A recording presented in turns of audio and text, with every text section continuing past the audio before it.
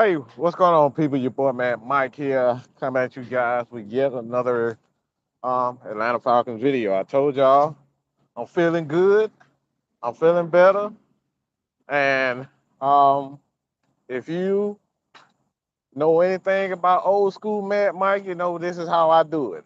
Of course, I'm not worried about a lot of things, but getting back to my roots, getting back to who I truly am, and that's speaking my mind on this particular uh, on any particular issue when it comes down to the Atlanta Falcons. All right, so um, this is a bit of a disclaimer for all you motherfuckers out here who think I'm trying to be like ESPN and I'm trying to be like the whitewash bullshit that we see on a daily basis on ESPN and Fox Sports South. I don't give a fuck about none of that bullshit. Okay, what we do over here is we give you a real fans take, spin, verbiage, like emotion. Like this is what Atlanta Falcons Nation, Matt, Mike Sports, the Unholy Alliance, all these guys are that what we represent. We represent the true fans, okay? We represent every aspect of the Atlanta Falcons and Georgia fan base and around the world, to be honest. This is what we do. We represent the fan and how a true fan speaks. Shut the hell up.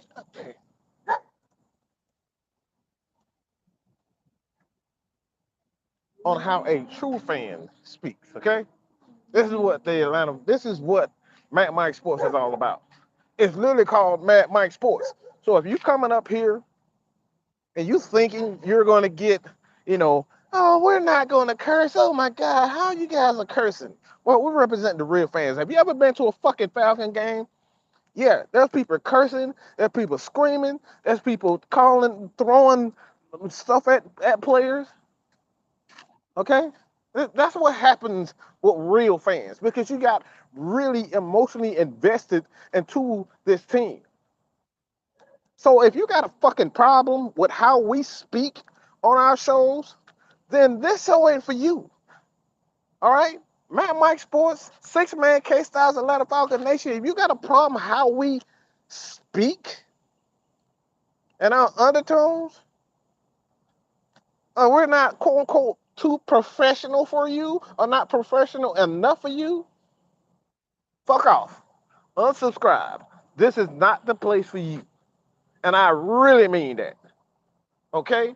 Because like I said before, we represent the true fan. Enough of the cowardly bullshit hiding behind all these, look, bro, we like I said, we represent the true fan. And the gist of this conversation, all right, and I'm gonna give it a little bit more time, stall a little bit, kind of get everybody um time to kind of catch up with the algorithm. Sometimes YouTube is kind of real slow to send out notifications to all the people. And Big Ant, appreciate you, bro.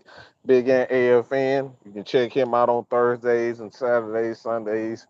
Um, and do the regulated show as well as Dirty Bird Thursdays. Um, but um, we got Keith. Well, appreciate you, man.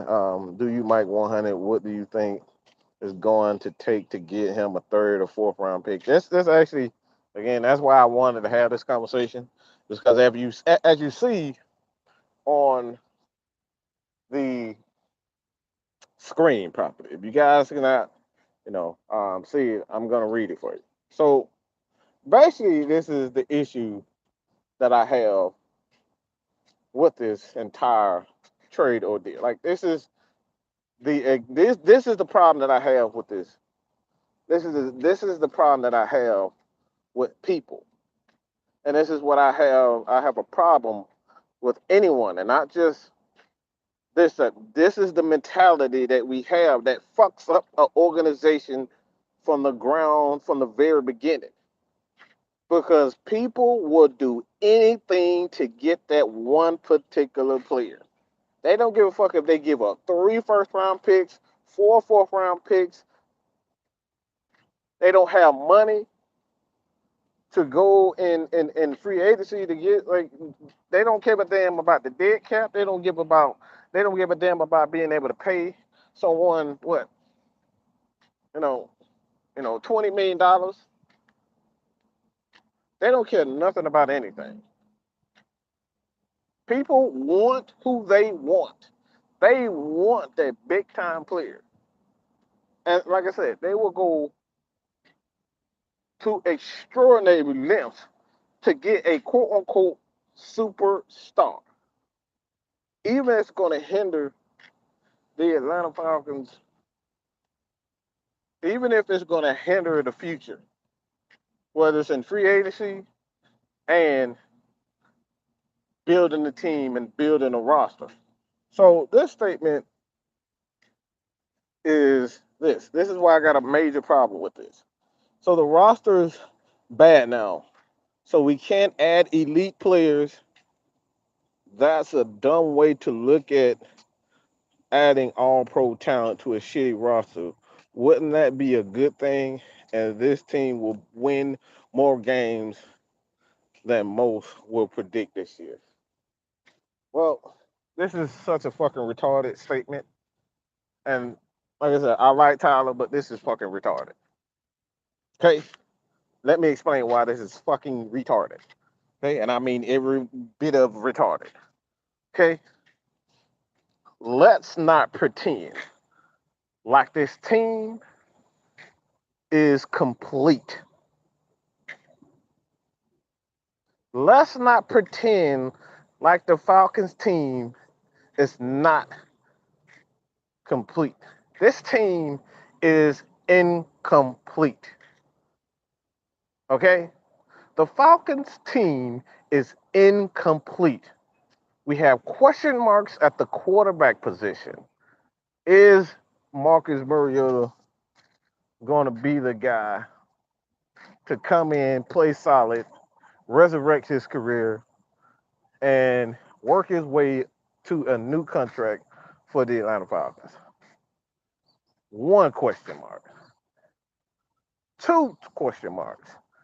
Is Desmond Ridder the future of the Atlanta Falcons? We have 2 question marks at one position. Is Mariota? There's people that believe that he can resurrect his career, that he's a very good quarterback, or at least a quarterback that can manage a game. There's people that think he's injury prone, and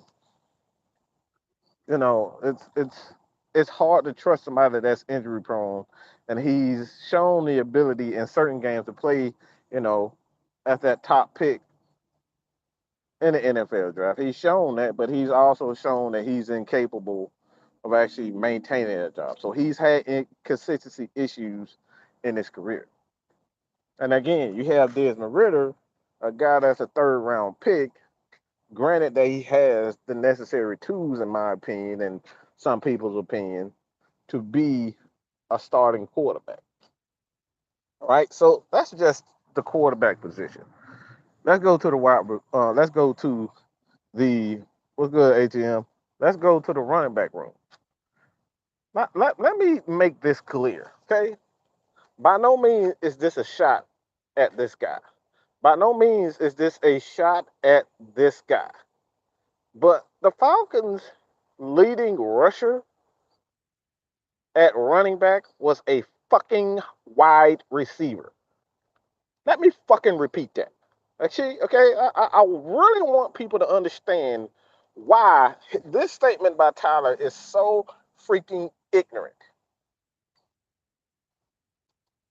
And this is what we talk about when fans, all they see is a particular person, whether it's in the draft, free agency, or someone that becomes, available, quote unquote, available in a trade.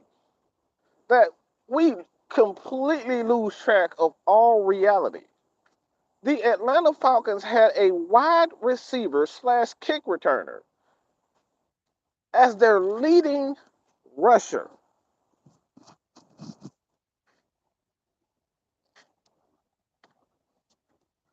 Okay? The Atlanta Falcons had a wide receiver in Cordero Patterson as their leading rusher, and we're talking about whether or not we should trade first round picks, second round picks, middle round picks, pay them $20 million. If you don't shut the fuck up.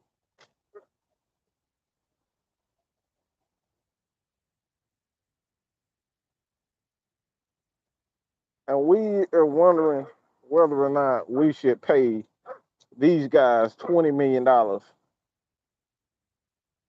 Go out and get one particular player. Let me just say that. Go out and get one particular player for $20 million. Not two players, not three players, not draft picks to go along with them. We're going to give up draft picks, give him $20 million because we think he is an elite player. We believe that he's an elite player.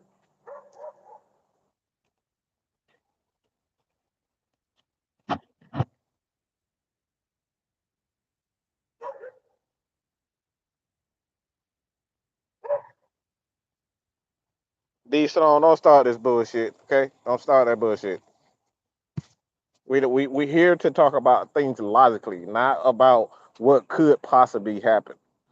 And this is where we're talking about logically. Okay?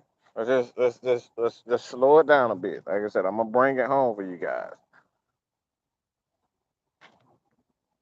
You got a wide receiver as your best running back. Let's just keep that right now. Tyler Algier is unproven. Quadri Olison is unproven. Damian Williams is a journeyman running back. And granted, I think he's a very good running back, but he's still a journeyman running back. Avery Williams is a converted defensive back that's playing running back right now.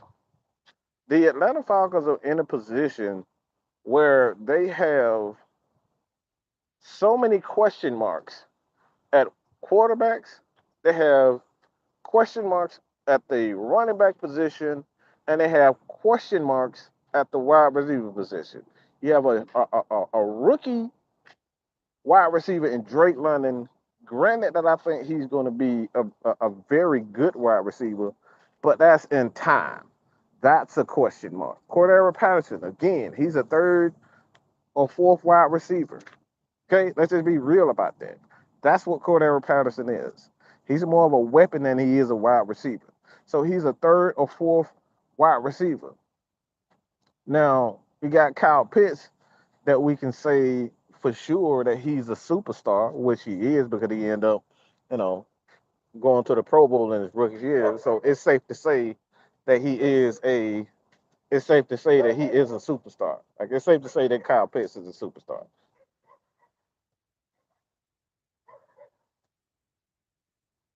Now you have Brian Edwards, a guy that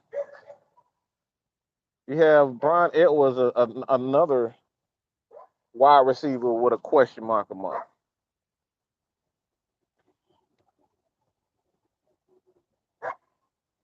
You have a question mark at wide receiver with Brian Edwards.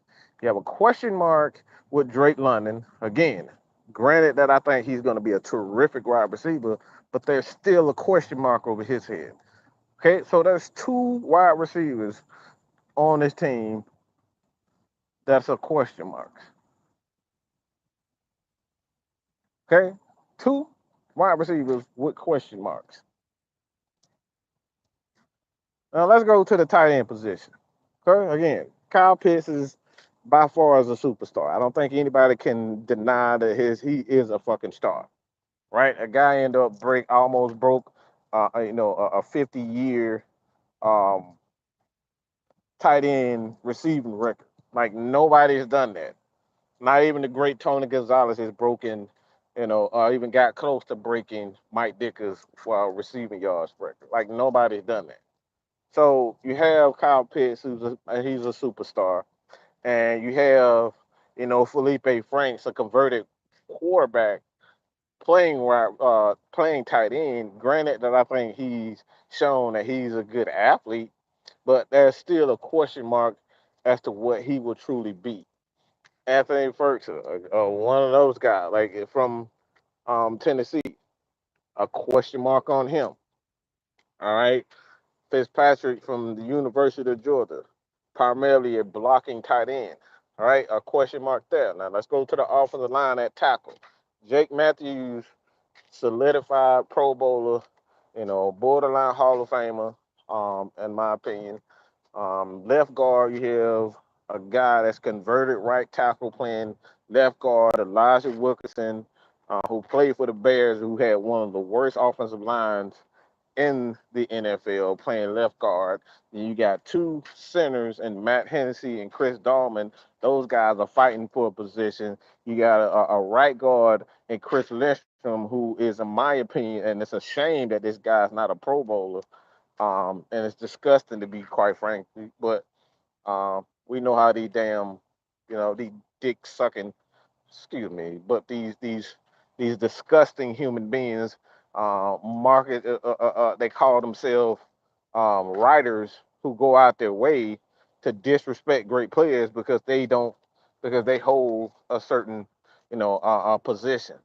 So they feel as though that they want to say that because Chris Lindstrom plays for a bad team that he isn't a Pro Bowl. But you praise guys who play with great talent around them and say, all right, they Hall of Fame players. Well, you've had great players around him the entire time.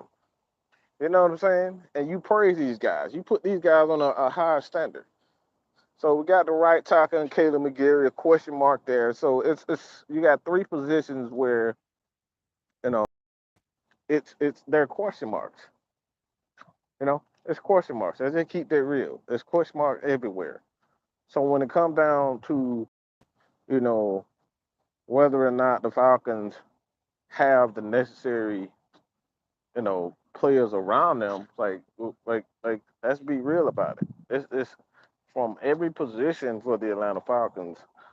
Dang near half of the roster in each positions there is there's question marks.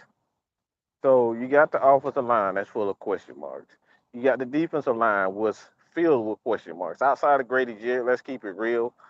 That's not anybody that's been consistent. Marlon Davis is a guy that's never been consistent. Taquan Graham, as a rookie, he's been fairly consistent, depending on how you look at him as a rookie. He's been fairly consistent. Um, you have Lorenzo Carter for the most part. He's been a fairly consistent piece as far as his sack numbers. When he's healthy, he can give you 5 to 7 sacks. Then you got D'Angelo Malone, a rookie. You have Honor Ebiketie, a rookie. Ogum Deji, second-year player. There are so many question marks when it comes down to this Atlanta Falcons squad, where you look and say to yourself, why would we trade away first-round picks and second-round picks to go after one guy that isn't a pass rusher? Why would the Atlanta Falcons jeopardize their future to go and get a guy that's not even an impact player? Okay. He's not even an impact player. We're talking about an impact player that can control the game with just him being on the field. That's not what Roquan is. Okay. That's not what Roquan is. Roquan is a solid, great middle linebacker. But when you talk about you got players that are impact players, impact players are more so on the defensive line and offensive line. Those guys can single-handedly destroy a game plan. You have a pass rusher like an Aaron Donald, a pass rusher like a prime Von Miller, a prime Lawrence Taylor. These types of guys, they can single-handedly destroy a game plan. The Falcons don't have that. That's not what Roquan is. Roquan is not a guy that can single-handedly destroy a team's game plan. He's not that. So why on earth would the Atlanta Falcons trade away a first-round pick who, one, if Marcus Mariota doesn't live up to his expectations and Arthur's expectations, if Desmond Ridder is a third-round pick and he doesn't live up to said expectations, why would we pass up the opportunity, okay, to go out and get another quarterback because we're trying to bring in a linebacker that we already, have in similarities for less money and Deion Jones. The Falcons already have a guy that pretty much has the exact same skill set, better combine numbers, better scouting numbers than Roquan Smith. We're trying to get rid of Deion Jones, and Deion Jones, his combine numbers blow Roquan Smith's out of the water. It's not even close. Deion is far better athlete than Roquan. Okay? So let's make that clear. Deion Jones is by far the better athlete and the better talent. Roquan Smith is a quintessential, and I'm talking about he is a guy, when you look at what his skill set is, he's a perfect Chicago Bear middle linebacker. He's an old school middle linebacker. But old school middle linebackers need one thing. Old school linebackers need one thing: a front four. You need to have a defensive tackle in front of him or defensive tackles who have the capability of stuffing the run.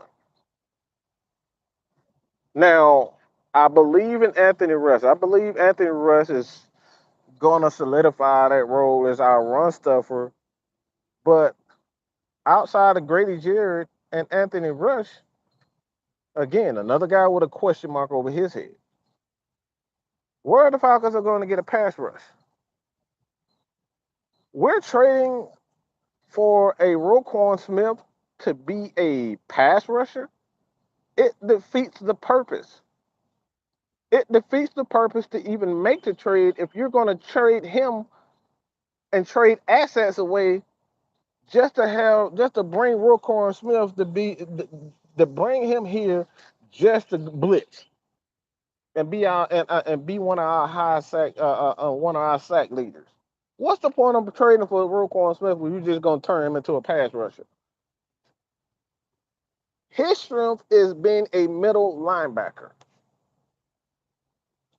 Okay, so this is one of the reasons why I say this is just an asinine statement.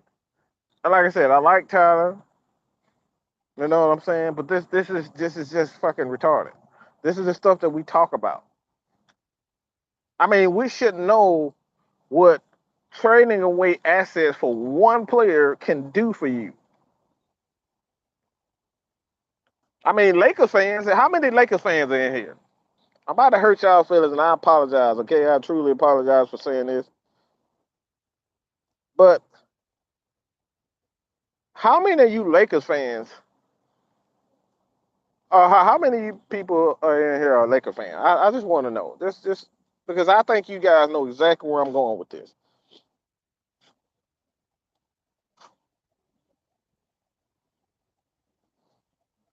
And what's good, everybody? But how many Laker fans are in this month? I just want to see something real quick. How does it feel to not have a first round pick, okay?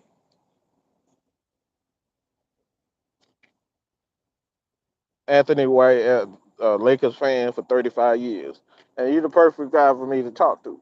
How does it feel to have LeBron James, Anthony Davis, and Russell Westbrook,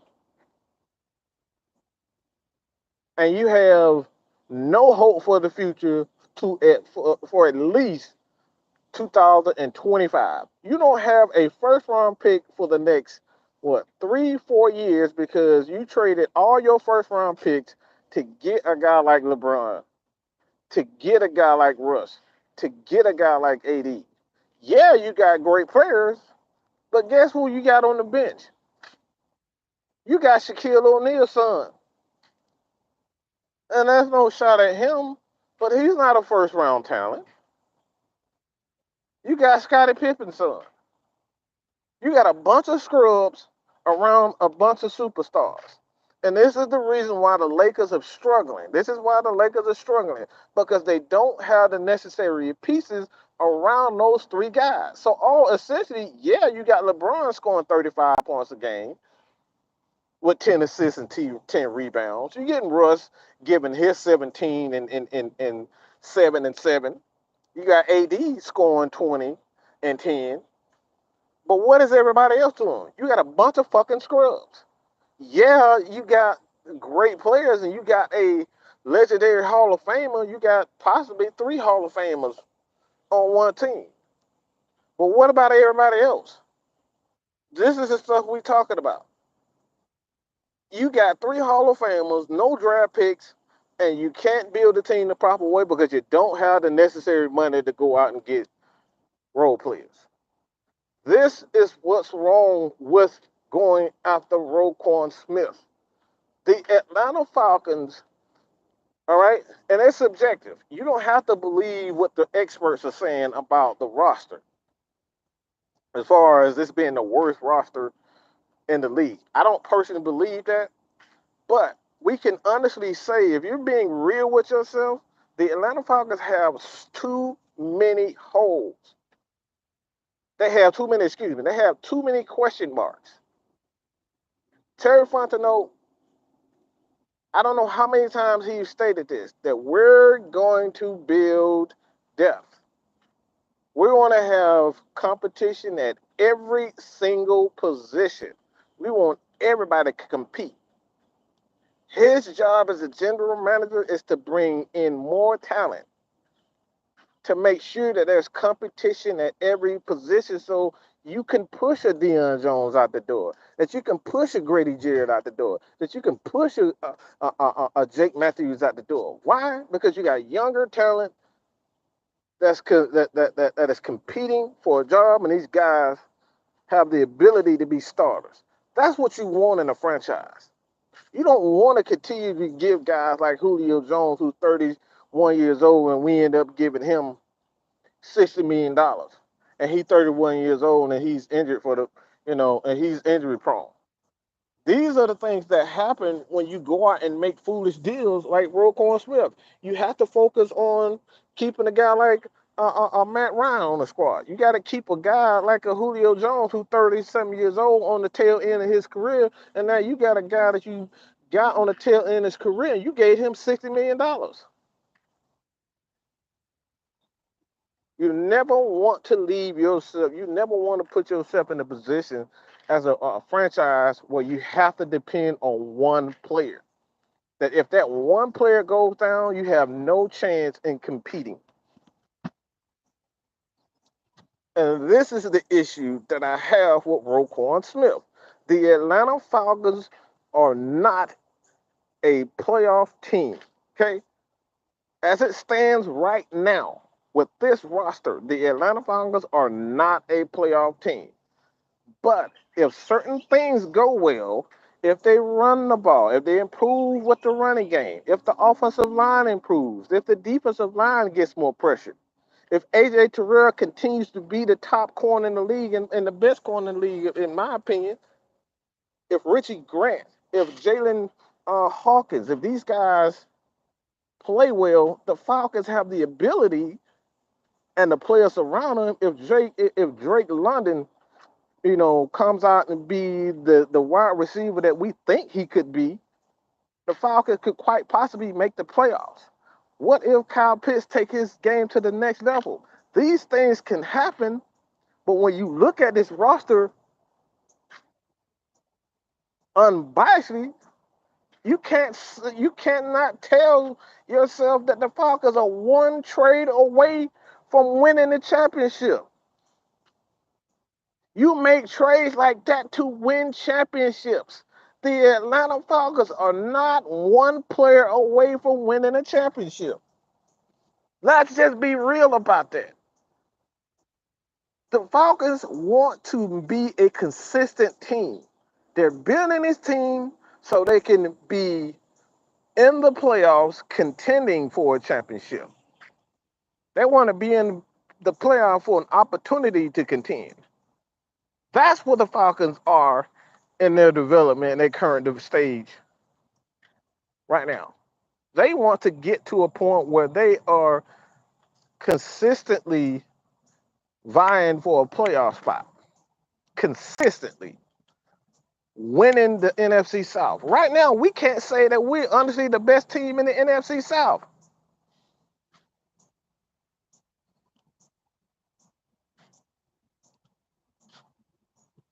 You're going to tell me with a straight face that if we trade for Roquan Smith, the Falcons are immediately a playoff team? Let's just stop, people.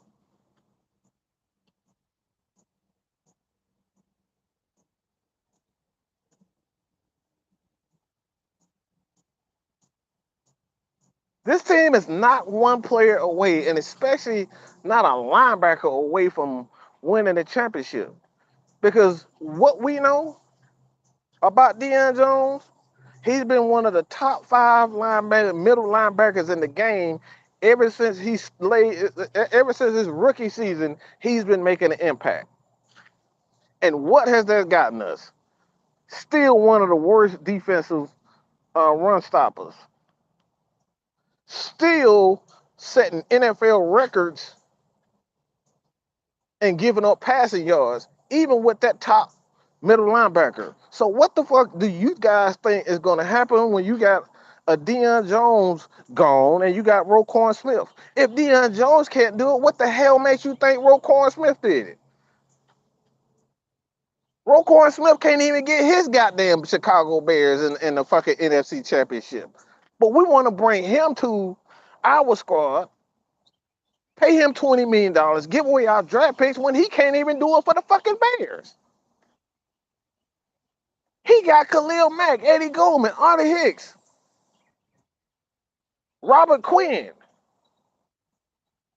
He can't do it with those guys. But somehow, magically, if we trade our first round picks, second round picks for Roquan Smith, he's going to come out here. He's going to come out here and give us. He's going to automatically make us a playoff team. He's going to make us a better team. Stop fucking dreaming, people.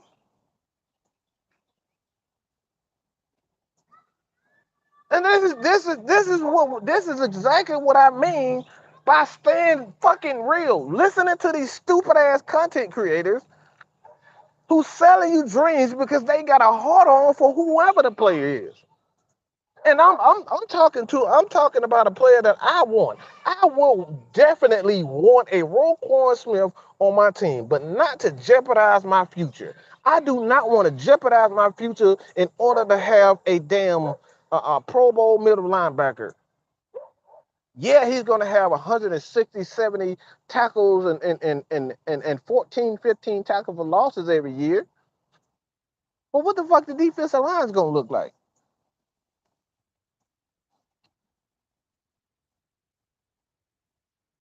What about the running game? If we get away with our draft picks, how are we going to get a running game? How are we going to replace Caleb McGarry?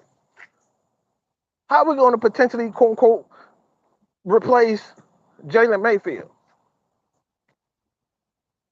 Yeah, you know, the guy like Isaiah Oliver, let's say Isaiah Oliver ends up having a bounce back year. We play for a guy like Roquan Smith where you can kiss Isaiah Oliver goodbye. What if a guy like Marlon Davidson breaks out and have, you know, a 10 sack, two back-to-back 10 sack seasons, and then we already paying Roquan Smith top dollar, and we in dead cap hit because we got rid of Deion Jones. Like how are we going to be able to pay these guys? These are the things that we're talking about. So this has nothing to do with the fact that we don't want to go out and get these elite players. Well, you got to have elite. You got to have a depth. You got to have depth in order to make those guys stand out. You think Ray Lewis would have been as dominant without a Sam Adams, the late great Tony Siragusa? What about Ed Reed? If you think he would have still been the same type of player without an Ed Reed? Let's just keep it real, pimping. Let's go to Chicago. Let's go to Chicago. You think he would have been good without Brown, Tommy Harris, well the other linebacker, I forget his name right now. Damn, what's his name? The other linebacker that was played next to Brian Urlacher. Peanut Tillman, all these guys. You think those guys would have been as dominant without those types of players around them? Stop fucking dreaming, people. This is not a fucking video game where you can just get one player and the whole defense change it to a top 5 defense because you traded for one player. It doesn't fucking happen that way. It has never happened that way. Look at the greatest defenses of all time. These guys have had multiple Pro Bowlers on that defense. Go to Pittsburgh. Do we have to bring up Joey Porter, Harrison, Troy Polamalu? I can just keep going and on and on and on. Casey Hampton, all these guys. Let's go to the Bucks defense. Okay? Do I have to bring up Warren Sapp, Simeon Rice, Rondé Barber? Do I really have to bring Sheldon Quarles, all these types of guys? Do we really have to do this? No one player has ever made a team a playoff or Super Bowl contender. The agenda is to be a Super Bowl contender. Trading for a Roquan Smith right now does not make the Atlanta Falcons a playoff team. Why? In my opinion, it doesn't. And I'm going to give you, again, we are talking about opinions, okay? I don't give a fuck about no opinions. You got to be able to prove. There's never in the history of the game where a team that was ranked one of the worst rosters in the league, that made one trade for one defender, and they became a Super Bowl contender.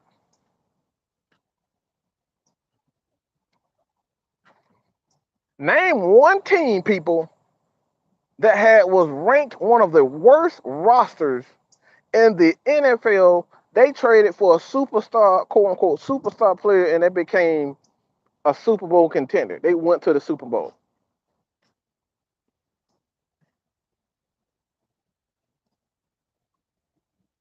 John Lynch is another one. And Peyton Manning, no, Peyton Manning didn't do that overnight. That's that Indianapolis. Don't tell me nothing about the Colts, because I was a huge Peyton Manning fan. Don't even get me started on the players that they had on both sides of the ball. Don't even get me started on that.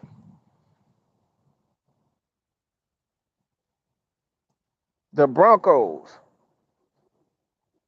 They traded for DeMarcus Ware, Von Miller, the other defensive tackle that went to Jacksonville. Champ Bailey, Chris Harris, what's the other corner they got in the fight with the other wide receiver? Like, they had 3 top corners. So what makes you think that if the Falcons don't have any of that, how the fuck they gonna contend for a championship trading all their draft picks for one guy? Not only are you trading all your draft picks, but you're trading a player along with that. Stop letting these hard-ons for players blind you from reality.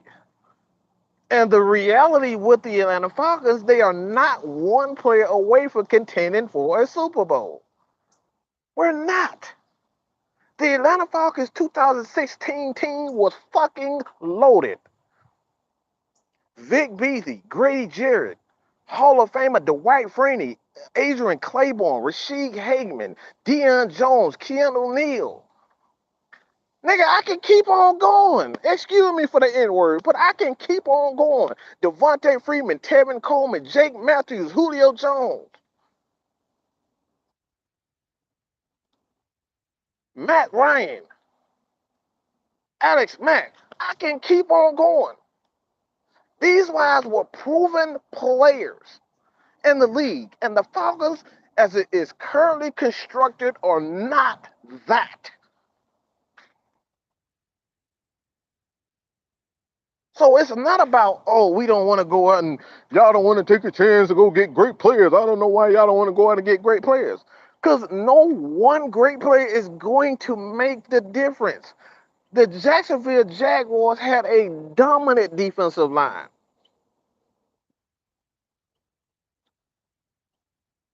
They had a dominant defense, but the offensive line sucked. Leonard Fournette couldn't stay healthy, and Blake Bortles was absolute fucking horseshit. So what's what they had to do? All that money that they put in that team, they had to destroy the team. Why? Because it wasn't equally yoked. They didn't have stars on the offensive side of the ball. You gotta be able to have balance on both and great players on both sides of the ball. No one player is going to be the difference in making this Atlanta Falcons team a Super Bowl contender. I can go back and talk about the Tampa Bay team. Warwick Dunn, Mike Allstott, was it Keyshawn Johnson? And I think they had, I'm not certain if they had Joey Galloway, but they had, like, that was a loaded team, bro. This is a loaded team. The Rams, Odell Beckham Jr., Cooper Kupp, Matthew Stafford, Whitman, who's one of the best tight ends, the tackles in the league. The dude they end up retiring. A solid running back in Sona Michelle and good God. But the other guy. So so many, and I appreciated George Costanza. Roquan isn't going to move us up that much this season. Fans need to realize that we need a miracle to win 4 games this season. This is a 2-15 team. Like I said, I don't necessarily like agree with that because injuries happen during the season. So it's like if you want to say this is 2-10, I'm not gonna argue with it. But like things can happen in the course of a season, as we see Tampa Bay right now. These guys they can't like they just lost like 3 offensive linemen already. So I'm not gonna say with a straight face that the Falcons can't win they can't win more than 2 games. Right now, we don't even know if Tampa Bay is gonna have an offensive line. So it's the NFL season is unpredictable. But as it currently as the roster with as many question marks as the Falcons have, I can't say without a shadow of a doubt that this team is going to win more than 7 games.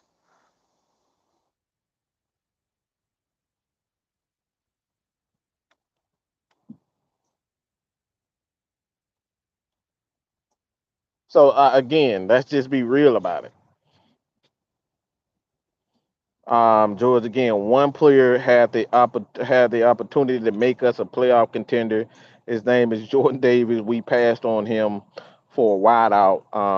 Watch the Eagles this season, see what a big elite defensive lineman does. But that goes into what I was saying about even the Eagles. They're still unequally yoked. Fletcher Cox can't stay healthy. He's had injury issues. Jordan Davis, yeah, he's a very good defensive tackle, but even his skill set, like it's still question mark is whether or not he'll be able to push the pocket as a pass rusher.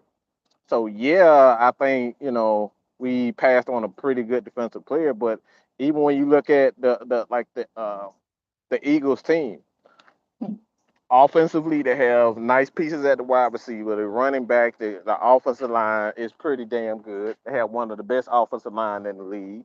They have one of the best defensive lines in the league. That team is put together well. They have players on both sides. They have players on both sides of the field, both sides of the ball, and a nice coaching staff. They have a nice coaching staff. So, like I said before, like it's the Falcons have way too many question marks. The only question mark really for the Philadelphia Eagles at this point is really whether or not um, Jalen Hurts is going to be a good quarterback because he's ass. Just make that sense. Jalen Hurts is ass. Okay, he shouldn't even be a starting quarterback. That's just my opinion.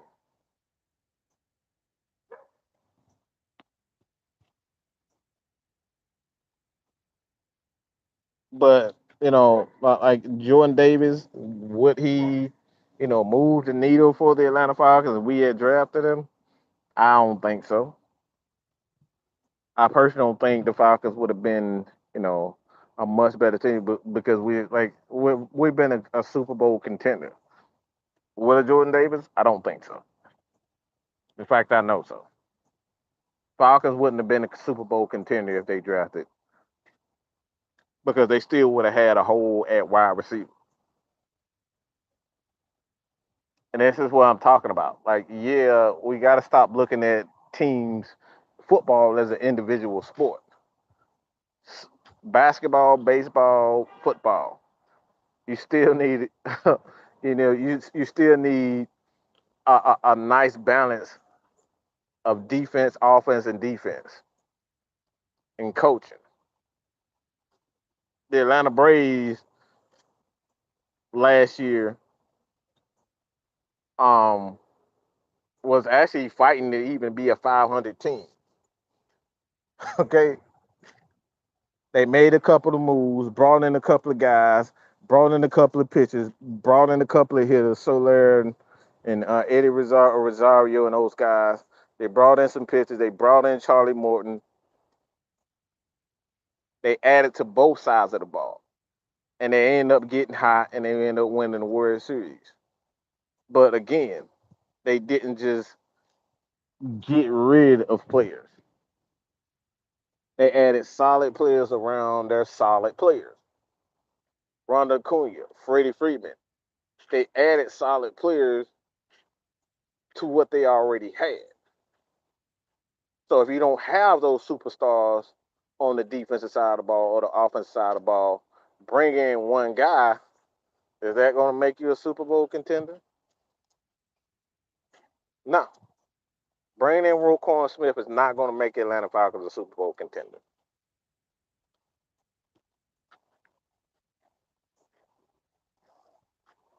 Like I said, the biggest issue that I have with these people, everybody want to just give up everything. They want to give up the farm to go get one player, but you forgetting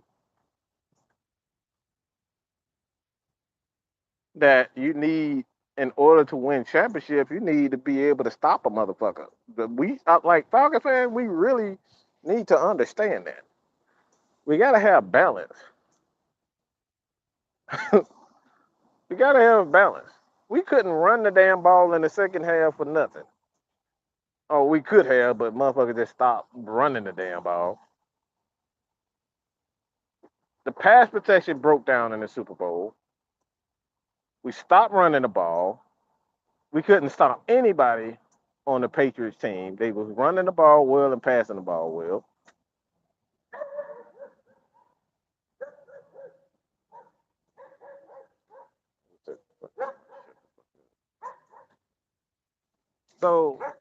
we talk about a multitude of things when it comes down to the Atlanta Falcons and just football.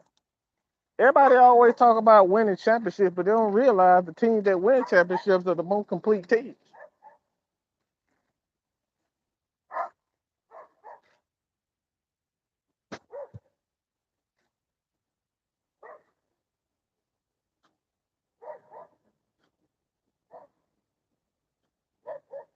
I mean, what do you mean, damn Mike? Come on, what are we talking about, damn Mike? What the hell we do? What the hell I do?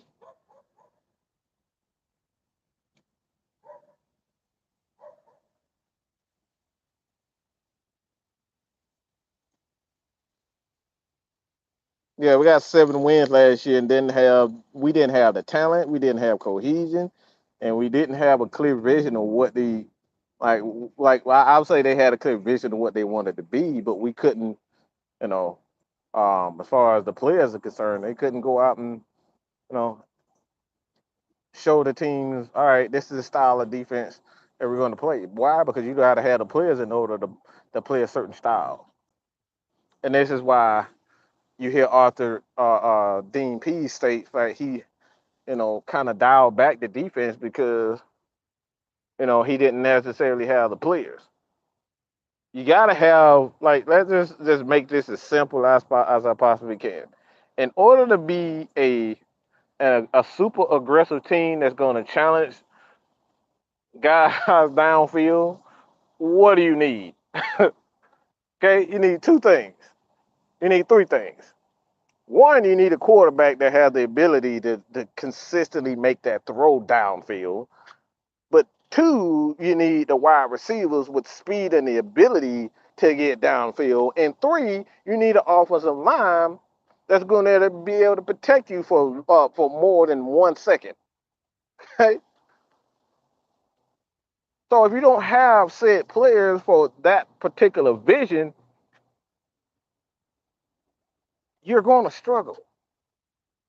The Falcons want to be a team that run the balls well, play solid defense, control the clock, and they didn't have that. In order to control the clock, you got to be able to stop the run. In order to be a good defense, you got to have the ability to actually get after a quarterback and get the ball back. The Falcons were one of the worst teams on 3rd down because they couldn't get any pressure on 3rd down. How many times have we seen last year the Atlanta Falcons were 3rd and 20 something, and the team still end up converting on 3rd and 20 something? Do I have to bring that up again? Team had like 15 seconds in the damn and they had like 15 seconds to throw the ball, and the Falcons couldn't apply any pressure.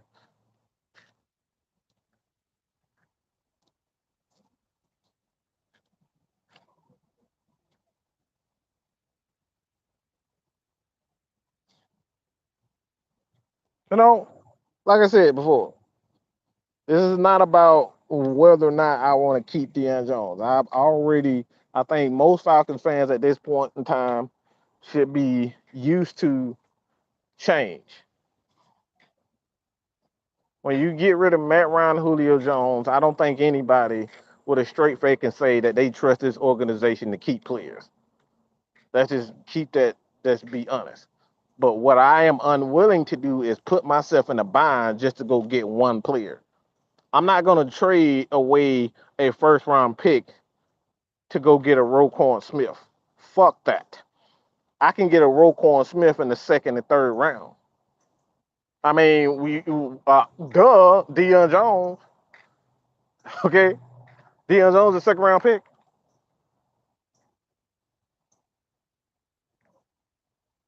Devondre Campbell is right now. I think he was like a 4th or 5th-round pick.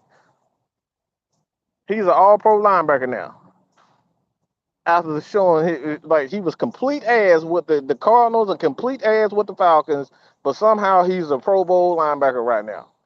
What the fuck? What the fuck changed? Okay, what the fuck changed?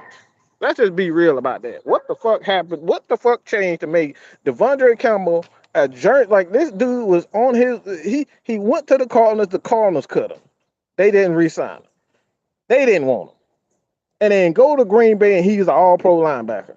What the fuck changed? Did he just magically become a better player, or did they have the necessary tools and players around him to highlight his ability?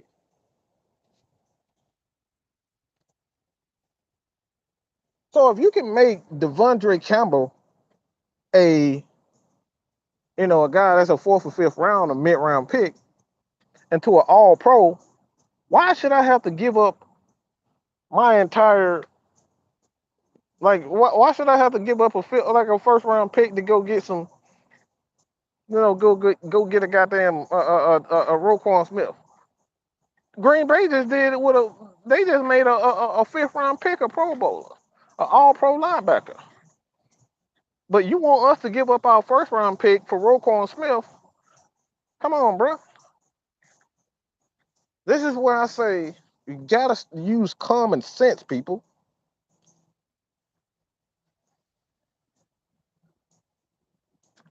Have more faith in this staff. Dean Pease is going to make this team a top 10 defense. Arthur Smith has pieces to pass the ball around more than ever, and our run game got better. So, this is, and see, this is, D-Led actually was talking, he had a podcast, Bowtie Chronicles, and I kind of actually agreed with what he was saying. It's like, if the Falcons are going to be, successful this year, they're going to have to stop the run. They're going to have to run the ball well.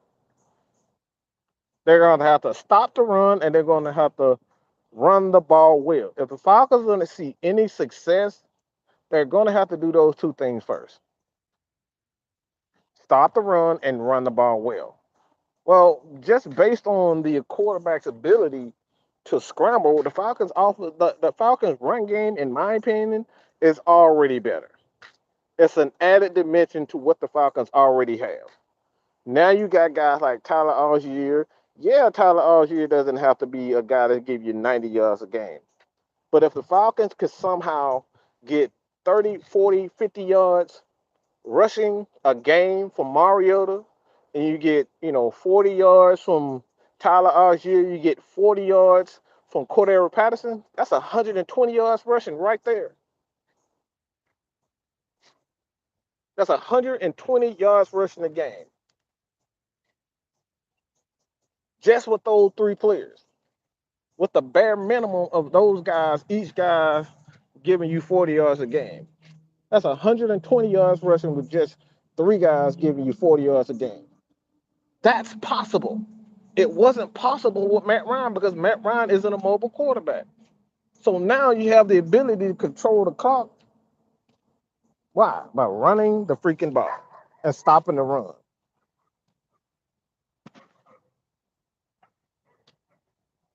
So now the Atlanta Falcons have the ability with, the added edge guys, D'Angelo Malone, Lorenzo Carter, Honor Ebiketie, Ogundeji. You have the ability with those guys to apply a little bit more pressure and get more, pressure on third down.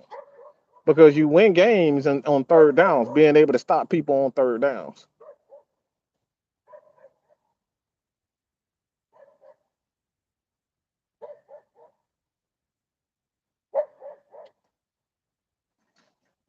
Gotta stop selling people dreams thinking just getting that one superstar gonna give you championships.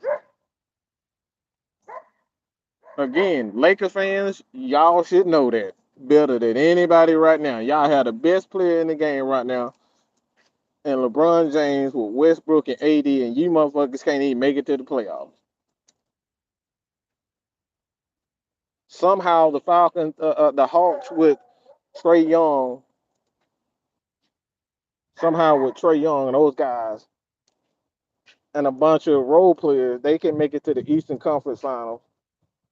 The Miami Heat with their, Jimmy, like that's just Jimmy Butler ain't even a real, I like he's he's a good player, but I wouldn't necessarily say he's a superstar. But these guys can make they can make a push for the championship. Why? In the playoffs because they're a great team all the way around. They play good, solid defense, and they can score. So until you have that balance on your team, you're never going to be able to contend consistently for championships because you're relying on guys like LeBron James to give you 35 and 10, 15 every year, every game. No one can keep up. No one player can keep up with that pace without having help. No one player can do that. Not even the great Michael Jordan. Michael Jordan was averaging 38 points, about 35 points a game, damn near a triple double in his early days with the Chicago Bulls until he got guys like Horace Grant and Scottie Pippen. He never became a champion.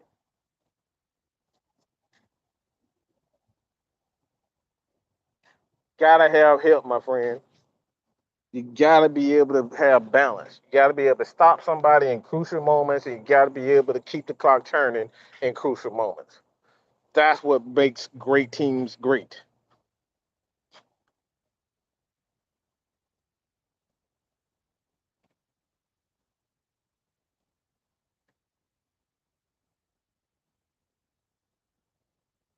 Falcons running back game roster looks horrible. I don't know what you're looking at, but I guess what makes the Falcons running back horrible? Like there's yeah. Tell me why it looks horrible.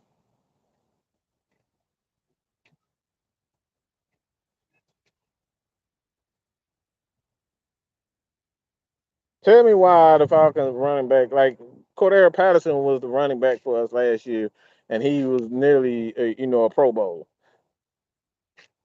I think he had 12 touchdowns and like 1,200 all-purpose yards as a running back. So what makes you think the Falcons running back core is horrible?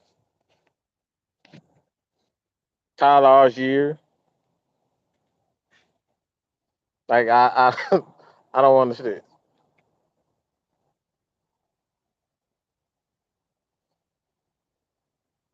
You gotta stop. Like, look, this is we got.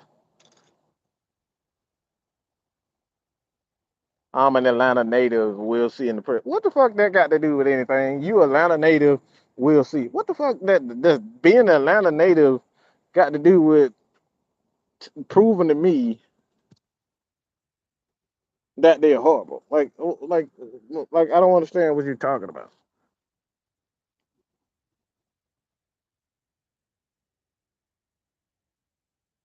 And quite frankly, like the running back core doesn't have to be elite. They don't have to be great in order to have a solid running game.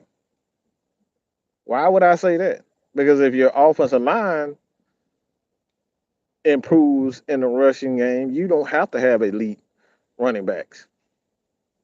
And we're seeing that time and time again now. Like Kyle Shanahan, every year he got two, three different running backs every single year, and he has the best running game in the NFL. Why? Because his scheme and his running and his offensive line is always top notch. So you don't have to have elite running backs to have a successful running game.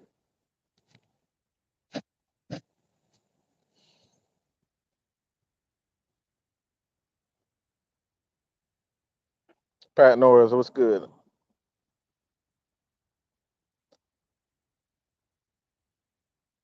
Marino Carter, how do the running game look horrible and they haven't played a game yet? Come on, people. Let's wait until the game play before you say that. Like that's see, and that's a whole nother issue that I have with a lot of creators because you feel like the Falcons don't have superstars on the squad that they gonna fucking suck because you can't see a superstar on the defensive side of the ball. You can't see a superstar on the offense side of the ball. Let's just say they gonna suck. Well, if that was the case, let's just be real. Nobody would have picked the Cincinnati Bengals to be a Super Bowl contender. Nobody knew for sure that uh, uh, uh, damn wide receiver Chase was going to Jamar Chase is going to be one of the top five wide receivers in the league, arguably the best wide receiver last year. Nobody would have saw that. Nobody would have saw that, coming back from a ACL, a knee injury, that Joe Burrow was been one of the best quarterbacks in the league, especially with that offensive line. Nobody would have thought that, bringing in a guy like Hendrickson, to lead that defensive line, that they would have one of the best defensive line, you know, pressure guys. Nobody would have saw that. Let's just be honest. The Cincinnati Bengals exactly what I'm talking about. They had a balance on both sides of the ball. They had a great kicking game. The kicker won them a lot of games with their hit with his big leg. You got Joe Mixon that um, provided that relief for an offensive line that could do absolutely nothing in pass protection. They gave up the most sacks, and um, and being honest, like if they didn't have Mixon on that team would have never even made it to the playoffs, even with a sound passing game as great as they have. And you saw their secondary got absolutely massacred.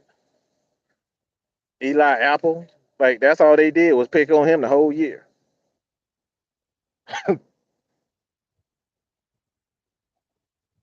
So again, this is what I mean by having balance. Got to be able to have balance, my friend. All right, all that, all this, bringing in these players, that got superstar potential. Oh, he's an impact player. That's all fucking cute and all, but can you stop the run, Roquan? Can you cover Roquan? How about can you help us our passing game? Like, can you help? Can Roquan Smith help our return game? Can Roquan Smith help our quarterbacks play better? Can Roquan Smith help the running game? No, not if you give away your draft picks. One player will never be the difference in winning the championship, especially with this Atlanta Falcons team. Everybody go back to that Tampa Bay team and you see why they end up winning that championship.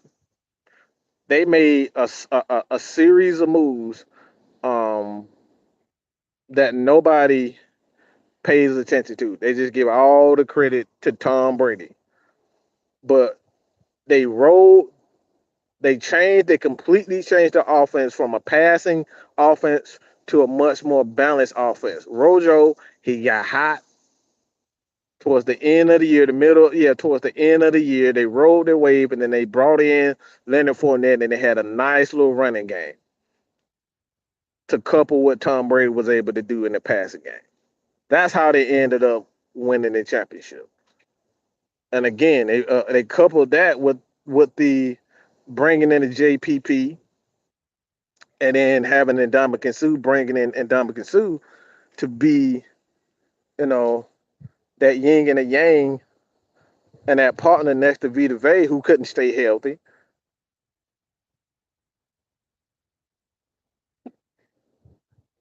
So again, we always talk about that one superstar. This is why I despise when everybody say Tom Brady is the greatest of all time. Tom Brady's has had everywhere he's been, he had a top 10 defense. Everywhere he's been, he's had a top 10 defense. Tom Brady is maybe one or two times out of his entire career where he's not had a top 10 defense.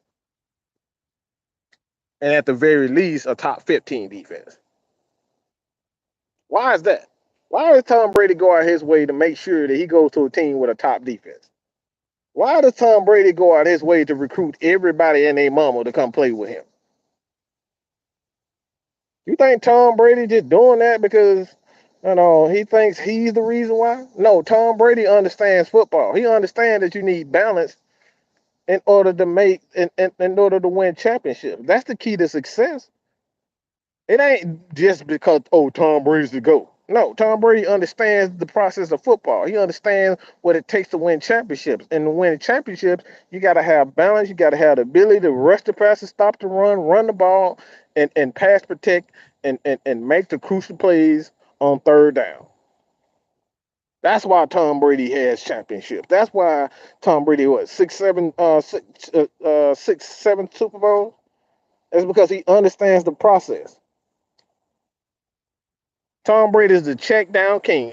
Every play you see for the most part, 1-2 step, get the ball out.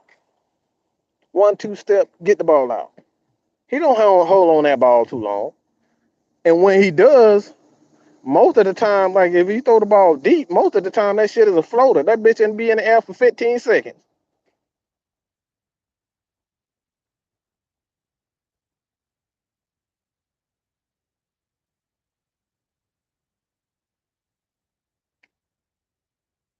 I don't think our head coach is anywhere great. We have a mediocre head coach. Well, we don't even know that. That's really a asinine statement to even say that because we literally the goat who was supposed to be the goat and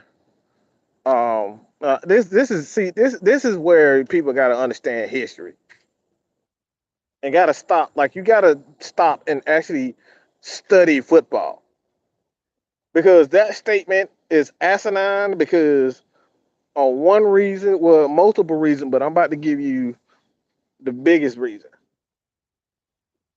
Bill Belichick was an ass head coach early in his career. He was complete ass.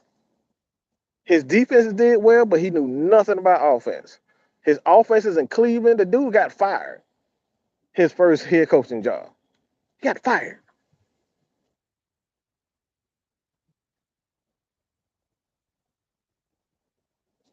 This man got fired as his first head coaching job. Got fired. And this is the same guy that we talk about as the GOAT.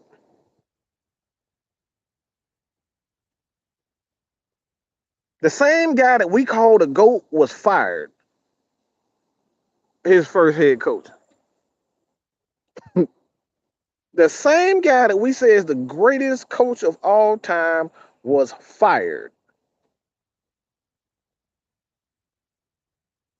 The same head coach that we say is the greatest college coach of all time, guess what? He got fired.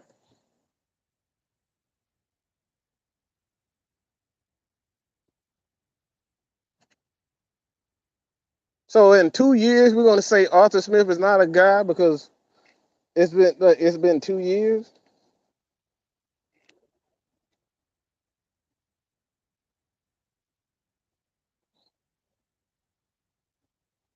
This man is oh I don't think Arthur Smith is a good head coach. Did you see our roster last year? We had Oompa Loompas at wide receiver. Nobody was bigger than fucking 5'11". I think Tajay Sharp was probably the biggest guy. But like even if these guys were midgets. We playing with midgets, and excuse my language for midgets, for small people. But damn, we didn't have. This is why we got basketball fucking players at wide receiver. Somehow with that fucking receiving core, Kyle Pitts still got 1,000 yards. Somehow with the players, the lack of players on the offensive side of the ball, Cordero Patterson had 1,200, 1,300 yards, all-purpose yards. Somehow he got 1,200 plus all-purpose yards with the lack of weapons. Somehow Matt Ryan was still 30-something yards away from his ninth or 10th straight year with 4,000 yards passing. Somehow that happened, and you trying to tell me you don't believe in Arthur Smith? Somehow that team won 7 fucking games with that fucking roster. Somehow this team won 7 games with fucking 18 total sacks. And you trying to tell me that Arthur Smith isn't a good coach? Man, y'all got to get off the crack, baby. I don't know what your mama was in your mama titty, but she had been serving some fresh heroin and crack. Nobody gonna tell me that Arthur Smith is not a good coach when you look at that fucking roster last year. Like, what the fuck are we talking about, people?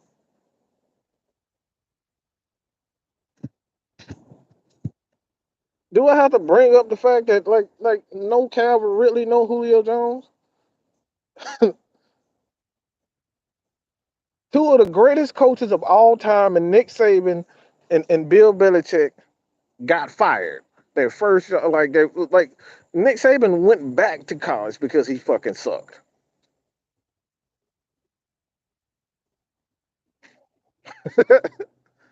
Bill Belichick got fired. He was terrible as a coach in Cleveland. Had a terrible offense. Defense was pretty good. It was pretty good. But his team was terrible. So don't tell me after 2 years that Arthur Smith sucks as as a coach. He's had no time to do anything. He hasn't had any players to do anything. We've seen when he has the players what he can do. A la offensive coordinator, team. That was his team. Okay? Fuck Mike Vrabel. Okay, that was his team. That Tennessee team was put together by Arthur Smith and Dean Pease. Let's just keep that 100. If you want to be, like I said, if you want to be real, let's just keep that real. That Tennessee Titan defense ain't been the same.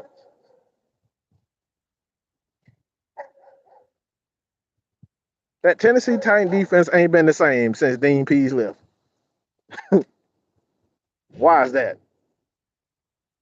That Tennessee offense ain't been the same since Arthur Smith left. Why is that?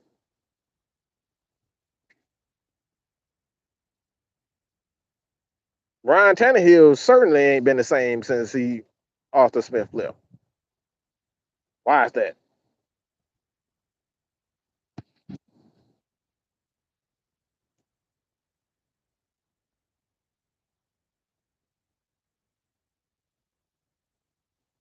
Rico Walker, he won more games last year than the year before with a team that lacked weapons, especially after Ridley gave up on us. And like I said, I'm like I said, I'm a realistic person. I'm not saying that the Falcons are going to be a playoff team because certain things have to happen for the Atlanta Falcons, especially with the uncertainty at quarterback position. We don't have that reliability of a Matt Ryan at quarterback that's going to have, Matt Ryan is not going to make a ton of mistakes. He's not going to throw 20 interceptions in a year. And for the most part, Matt Ryan is always going to make the perfect read, the right read, excuse me, the right read. We know Matt Ryan is going to make the right read. You know he's going to put people in position to do the right thing. I don't know that with Marcus Mariota. So I can't say without a doubt that the Falcons are going to be a playoff team. What I can say that I think this team is going to improve, but let's just be real about it. Still question marks.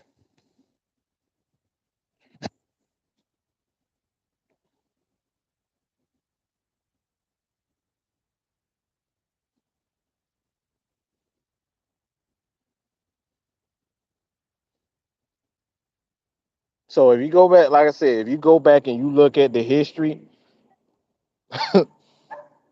with these guys,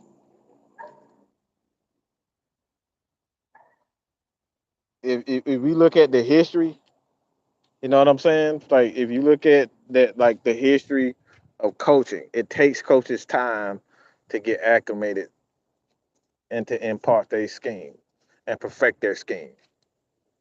So if you don't have the necessary players, around you to help create, you know, that system, gotta have the right players to, kind of protect. Like, and this is one again. This is the reason why your boy Kyle Shanahan has always had good offensive line and always had good running games, but he's always struggled. He can't find that right quarterback that can run his offense. And when he did find that right quarterback, he ended up having an MVP season. So it's all about comfortability with quarterbacks. You got to have the right players that you feel is going to be able to be an extension of your scheme. It's going to help you perfect your scheme. That goes for any coach. You gotta have the right players to help see your plan through. If as a play caller, if I'm not certain that this guy is going to be in that spot or he's going to make the right decision, I'm going to be a little bit apprehensive to open my playbook up.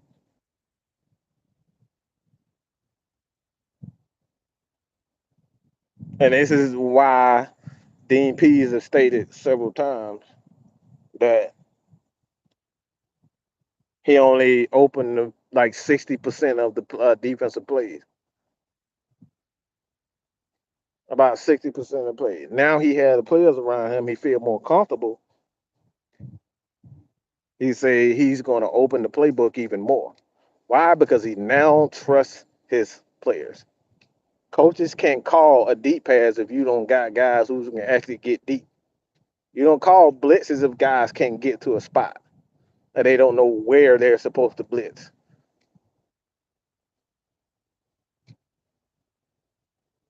If you don't trust players, you end up being like Dan Quinn and putting everybody in cover three and just giving up a ton of fucking passing yards because you don't know what the fuck you're doing. You don't trust the players, you can't get pass rush. That's what typically happens when you don't trust your players. And when you don't have the necessary players, that's what happens. So again, I want to make this clear.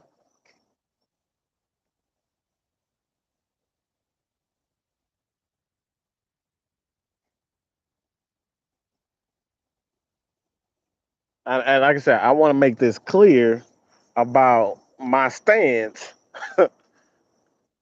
about Deion Jones. This has nothing to do with Deion Jones. I'm done thinking that this regime is gonna just keep everybody around because I think they're good players. This regime and this staff has already proven that they're willing to get rid of anybody and everybody at any given time. Don't matter if you're a Hall of Famer or not. They don't give a damn. They traded Matt Ryan away for a third round pick. Do you really think they give a fuck about what Mike thinks about Deion Jones? No, they don't. They don't give a damn about what Mike thinks. They don't give a damn about what you think. They're going to impart their vision. They're going to plan the proper way. And if you don't get it, if you're not on board with them, your ass is gone. So even if the rumors and the bullshit article that Jeff Schultz put out saying Deion Jones has an attitude, let's just say it is true. Deion has an attitude problem. His ass is gone. His days are numbered. I don't believe the bullshit, but even if it is, Deion Jones is gone. So like I said, at the end of the day, gotta stop.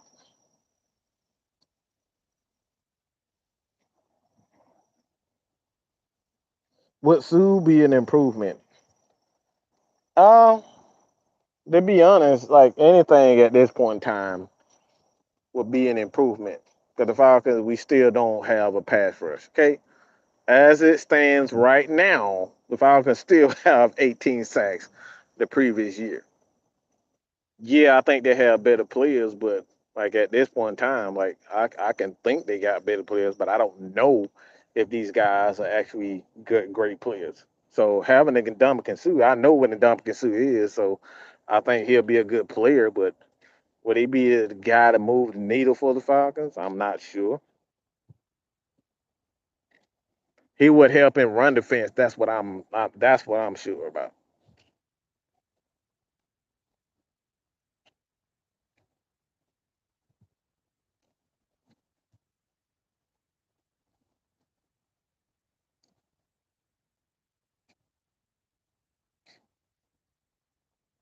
The Matt Ryan trade was bittersweet.